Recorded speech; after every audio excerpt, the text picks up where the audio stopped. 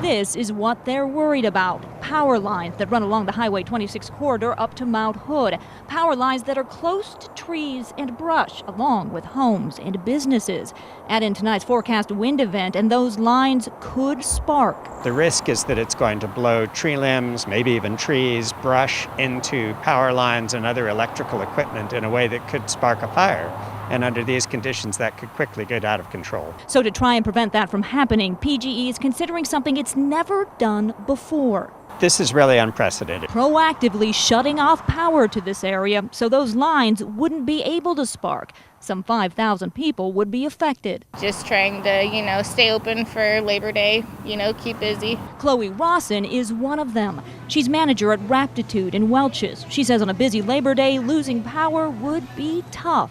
We have no power. We can't really do anything. We can't run credit cards, so probably have to turn down unless we come up with something.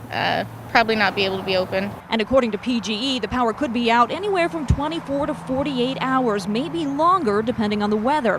This morning, the agency sent out observers to track conditions. Izzy Weaver had been out since 6 a.m. We're out here monitoring the wind speed, humidity, barometric pressure. So this may be an unusual event for the Hoodland area. Fire agencies are also keeping close tabs on the weather. Well, we do have the potential for rapid fire spread. We've just gone to extreme fire danger here within the fire district. No campfires, no chainsaw usage.